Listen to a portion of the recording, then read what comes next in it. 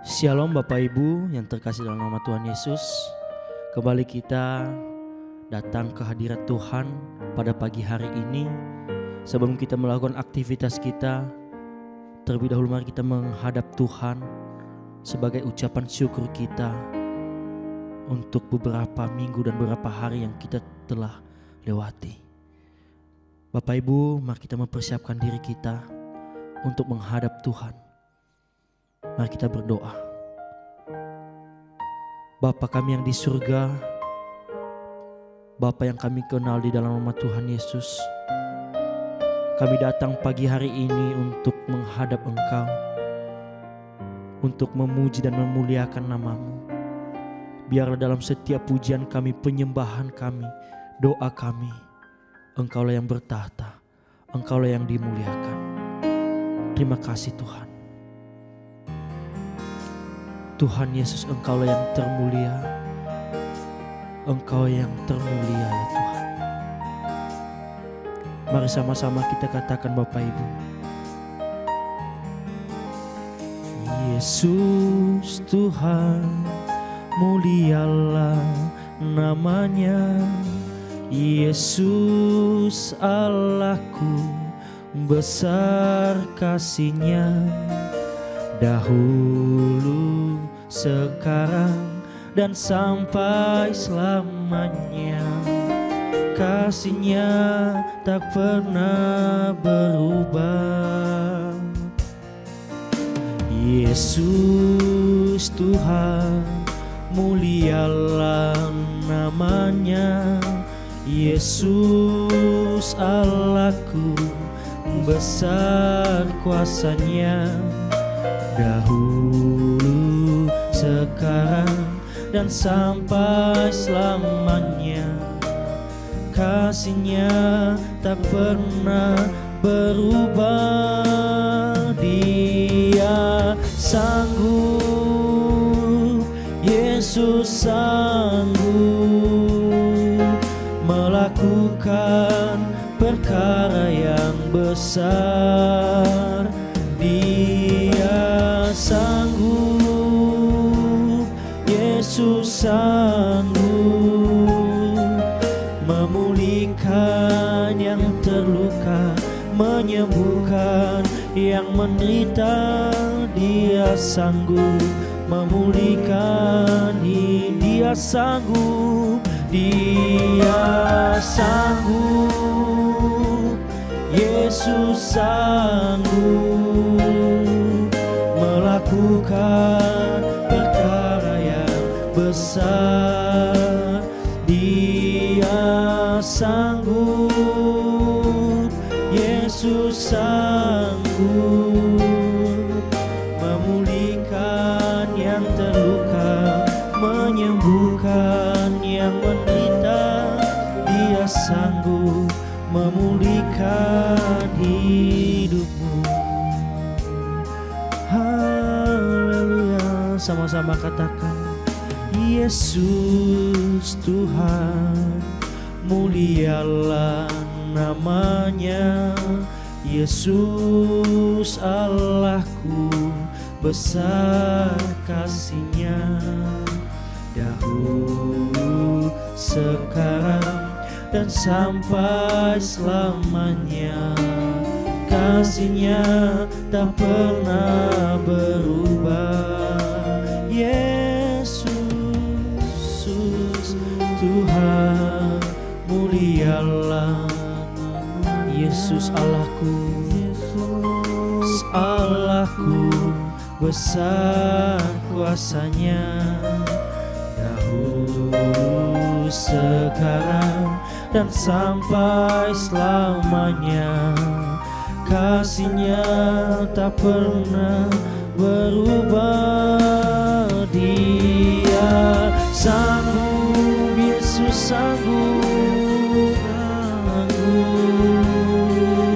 melakukan perkara yang besar. Dia sanggup, Yesus sanggup memulihkan yang terluka, menyembuhkan sanggup memulihkan hidupku.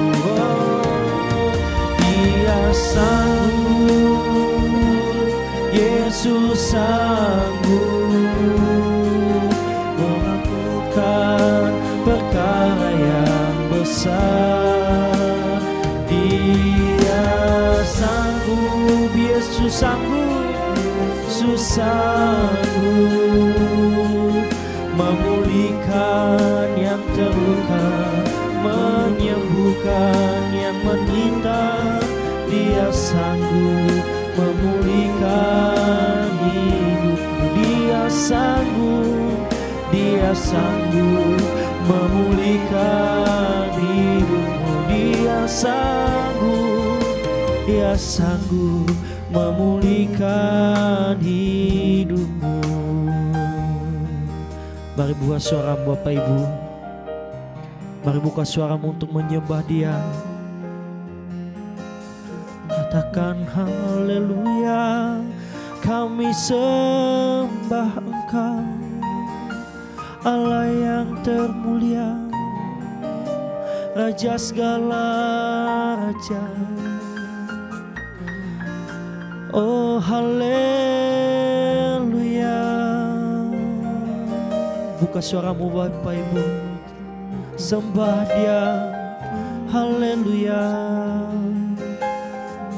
Hanya Kau yang layak disembah, hanya Kau Tuhan, tiada Allah yang lain.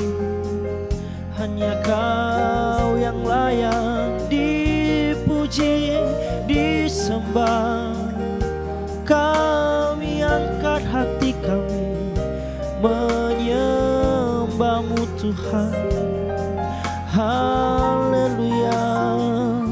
Seluruh bangsa menyembah-Mu, segala yang hidup menyembah-Mu. Hanya Kau yang layak dipuji, disembah.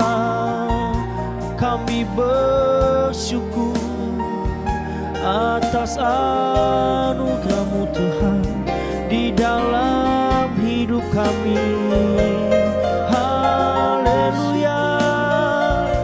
Kau yang layak dipuji, disembah. Oh haleluya. Kau yang layak, Kau yang layak disembah.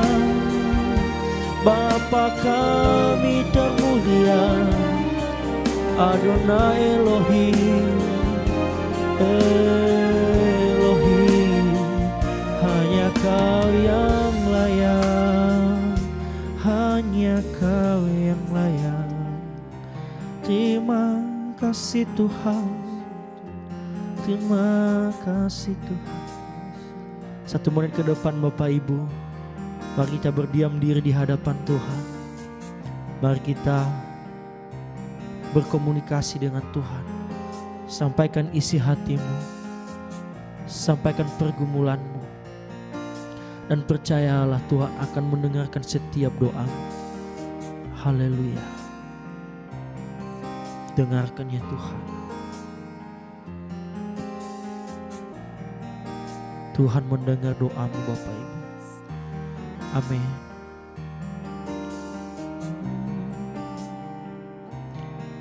Terima kasih Tuhan. Percayalah Allah hidup, Allah kita ada. Sampaikanlah keluh kesahmu di hadapan Tuhan. Tuhan mendengar doamu. Haleluya. Terima kasih Tuhan.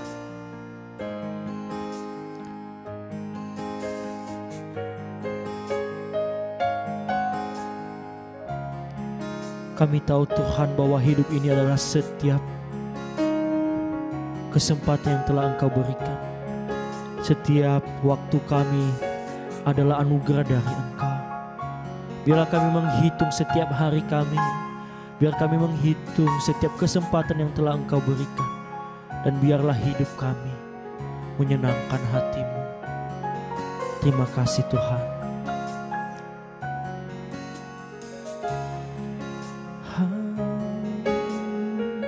Sama-sama katakan, hidup ini adalah kesempatan. Hidup ini untuk melayani Tuhan. Jangan sia-siakan waktu yang Tuhan beri. Hidup ini hanya sementara. Hidup ini adalah kesempatan. Hidup ini untuk melayani Tuhan. Jangan sia-siakan waktu yang Tuhan beri. Hidup ini harus jadi berkat, harus jadi berkat. Oh Tuhan, pakailah hidupku selagi aku masih kuat. Bila saatnya nanti ku tak berdaya lagi, hidup ini sudah jadi. Katakan, oh Tuhan, pakailah hidupku selagi aku masih kuat. Bila saatnya nanti ku tak berdaya lagi, hidup ini sudah jadi berkat. Katakan dari awal Bapak Ibu, hidup ini adalah kesempatan. Ini adalah kesempatan. Hidup ini untuk melayani Tuhan. Jangan sia-siakan waktu yang Tuhan beri. Hidup ini hanya sementara. Hidup ini adalah kesempatan. Hidup ini Tuhan, kami percaya Tuhan bahwa hidup ini adalah kesempatan dari Engkau. Jangan sia-siakan waktu yang Tuhan beri. Hidup ini harus jadi berkat,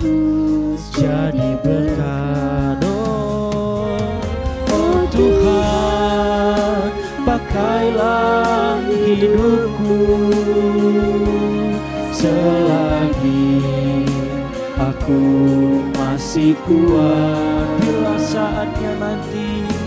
Bila saatnya nanti ku tak berdaya lagi, hidup ini sudah jadi. Oh Tuhan, katakan, oh Tuhan, pakailah hidupku selagi aku masih kuat. Bila saatnya nanti ku tak berdaya lagi, hidup ini saja. Bila saatnya nanti, bila saatnya nanti ku tak berdaya lagi, hidup ini sudah jadi berkat. Hidup ini sudah jadi berkat. Ini sudah jadi berkat. Oh, hidup ini sudah jadi berkat. Haleluya. Amin. Shalom Bapak Ibu, saudara sekalian. Selamat pagi semuanya. Pagi ini kita akan melihat bagaimana manusia itu memiliki selera. Sebab selera hidup ini akan menentukan bagaimana kita hidup. Apakah berkenan bagi Tuhan atau tidak. Ada selera jiwa, saudara. Untuk itu mari kita tundukkan kepala lebih dahulu. Bapa di surga, kami sangat mengucap syukur di pagi hari ini. Biarlah melalui pagi ini kami semua diingatkan, diajar untuk memiliki selera hidup yang benar. Untuk itu Tuhan pakai mulut hamba-Mu ini untuk menyampaikan kebenaran. Terima kasih. Hanya dalam nama Tuhan Yesus kami berdoa dan mengucap syukur. Amin. Saudara sekalian, bicara soal selera, manusia itu pada umumnya inginnya selera makan yang gurih, yang enak didengar, yang enak di lidah. Sebagian besar manusia pada umumnya tidak peduli apakah itu sehat atau tidak. Bahkan ketika makanan itu berbahaya pun dimakan, kalau enak. Nah, ini selera yang mematikan, selera yang salah. Kalau seleranya benar, kalau kita bicara makanan ya, harus makanan yang sehat. Enak boleh, tapi harus sehat. Kan begitu ya. Nah, demikian juga dengan keselamatan. Kolose pasal 3 ayat 2. Pikirkanlah perkara yang di atas, bukan yang di bumi. Jadi kita itu prioritasnya perkara yang di atas. Bagaimana yang di bumi ini sampai ke atas. Apa yang kita lakukan di bumi berakibat kekekalan. Maksudnya begitu. Ya. Jadi kita bicara selera surga, lawannya adalah selera duniawi. Jadi selera surga di sini bukan bicara soal selera terhadap makanan secara literal atau harafiah, bukan. Tetapi kerinduan hati, nilai-nilai hidup dan kesukaan jiwa yang sejalan dengan kehendak Tuhan. Sehingga orientasinya kekekalan surga, saudara. Selera jiwa yang dimaksud di sini sebenarnya. Ya. Jadi dunia punya selera sendiri. Selera jiwa sendiri. Kekuasaan, uang, pengakuan, dan kenyamanan. Hampir semua orang jatuh dalam hal itu. Ya. Tapi selera surga itu selera tentang kebenaran, kekudusan, kasih, dan kerendahan hati. Jujur, itu selera surga. Kalau selera dunia itu tidak jujur, curang, licik, dan sebagainya. Intinya sederhana, kalau kita seleranya dunia, kita akan diseret kepada dunia dan binasa. Tapi kalau kita berselera surga, jiwa kita akan terus dibawa ke surga. Sehingga mengenakan pikiran dan perasaan yang terdapat juga dalam Kristus Yesus. Filipi 2 ayat 5 kan? Ya. Ilustrasinya begini loh, saudara. Ada meja, bayangkan ada dua meja. Yang satu mejanya meja dunia. Hidangannya ego, hiburan, kesombongan, hawa nafsu, iri hati, pembenaran diri, pencitraan, kecurangan demi keuntungan diri sendiri, dan lain-lain. Sedangkan meja surga, sajiannya adalah buah roh. Kasih, sukacita, damai sejahtera, kesabaran, kemurahan, kebaikan, kesetiaan, kelemah lembutan, penguasaan diri. Galatia 5 ayat 22 sampai 23. Pertanyaannya, setiap hari saudara duduk di meja yang mana? Meja dunia atau meja surga? Sebab di mana kita duduk setiap hari, disitulah kita akan dibentuk. Hati-hati ya saudara ya. Jadi kita tidak heran kalau seseorang itu hidupnya tidak jujur dan sebagainya. Pasti ia duduk di meja dunia selama ini. Jadi jangan heran kalau ada orang yang hidupnya kudus. Itu bukan mendadak atau kebetulan. Selama ini ia duduk di meja surga. Yang hidangannya pembentukan karakter surgawi. Sedangkan meja dunia menyediakan kenikmatan yang merusak karakter. Gitu ya. Jadi kita mesti bertanya pada diri sendiri. Ketika kita mau duduk di meja itu, dua meja itu, meja dunia dan meja surga, dengan segala hidangannya untuk jiwa, kita perlu bertanya sama diri sendiri. Kita itu lapar tentang apa? Lapar dan haus akan apa? Sebagian besar manusia lapar dan haus akan kenikmatan dunia ini.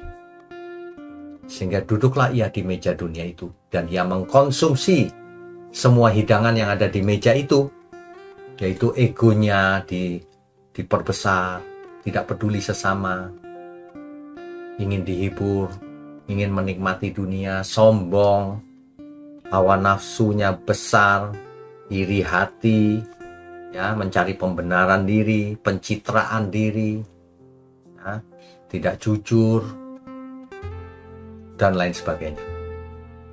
Tapi kalau orang haus dan lapar akan kebenaran, ia pasti duduk di meja surga. Ini ilustrasi ya, saudara. Yang hidangannya adalah buah roh, kasih, sukacita, damai sejahtera, kesabaran, kemurahan, kebaikan, kesetiaan, ya kan? Kelemah lembutan, penguasaan diri, tentu saja pasti jujur, punya integritas, dan lain sebagainya. Jadi sifat seseorang itu, karakternya itu terjadi karena ia memberi makan setiap hari karakter itu. Nah, tokoh di Alkitab yang memiliki selera surga, contohnya Musa. Musa sebenarnya enak di istana, tapi ia lebih memilih menderita bersama umat Tuhan. Ya, itu Musa, saudara. Jadi Ibrani 11 ayat 25. Ia lebih suka menderita sengsara dengan umat Allah daripada menikmati kesenangan sesaat dari dosa. Musa punya akses segala kemewahan di Mesir, tapi seleranya berubah. Ia lapar akan kehendak Tuhan. Demikian juga Daud, saudara. Ia rindu hadirat Tuhan lebih dari apapun. Mazmur 27 ayat 4. Satu hal telah kuminta kepada Tuhan, itulah yang kuingini, diam di rumah Tuhan seumur hidupku. Kan gitu ya. Jadi kita perlu bertanya kepada diri sendiri, selama ini kita duduk di meja mana? Selera apa yang kita punya? Selera surga atau selera dunia ini? Ingat, sudah banyak contoh loh, saudara, ya. Contoh lagi Paulus. Paulus menganggap segala sesuatunya yang dia miliki. Dia sebelumnya kan terhormat, saudara. Pandai, cerdas, terhormat. Ya, orang Farisi. Ya, murid rabi besar Gamaliel. Tapi setelah seleranya berubah, setelah bertemu Kristus, seleranya berubah, saudara. Seleranya menjadi selera surgawi. Dulu yang hebat-hebat itu menurut dunia dianggap rugi demi Kristus oleh Rasul Paulus. Nah, ini selera surgawi namanya. Ya. Dunia tidak menarik lagi bagi Paulus. Seleranya menjadi rohani. Gitu. Nah, tanya diri sendiri, selera kita apa? Selera duniawi atau selera surgawi?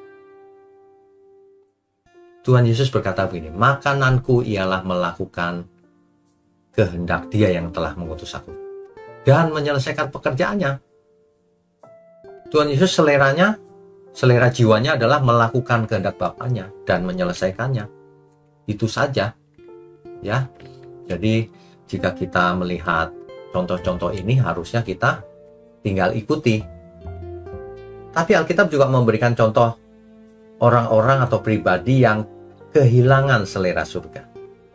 Misalnya Esau menjual hak kesulungan cuma demi sepiring kacang merah, ya, murah sekali harganya. Esau menjual hak kesulungannya demi makanan. Ia tidak menghargai hal rohani. Umat Israel juga begitu. Ketika ada di padang gurun dalam perjalanan ke Kanaan, ia malah ingat makanan di Mesir, rindu bawang di Mesir daripada roti mana yang diberikan Tuhan dari surga. Ini seleranya selera duniawi. Ya. Jadi kita tanya diri sendiri sekarang, apa yang paling membuat kita bersukacita dalam hidup kita? Itu selera kita. Apakah kita lebih lapar akan pujian manusia atau perkenanan Tuhan? Apakah kita lebih suka mengejar kenyamanan atau kebenaran? Ya. Nah, makanya kita perlu melatih diri setiap hari. Surga adalah tempat bagi orang-orang yang mulai mencintai hal-hal surgawi sejak di bumi. Kalau di bumi orang tidak suka hal-hal surgawi, ya ia tidak bakalan masuk surga. Ya.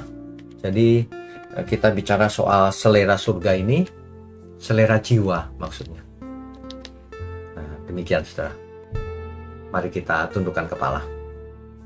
Bapa di surga, ajari kami untuk memiliki selera surga, sehingga jiwa kami boleh dibentuk seturut kehendak Tuhan. Terima kasih untuk GMM Gereja Mula-Mula. Tuhan jadikan setiap hari, setiap pagi yang kami nanti-nantikan dengan selera surga. Terima kasih. Tuhan berkati tangan-tangan yang mendukung pekerjaanmu ini Tuhan. Juga seluruh jemaat dimanapun berada. Ya, di dalam nama Tuhan Yesus kami berdoa dan mengucap syukur. Amin.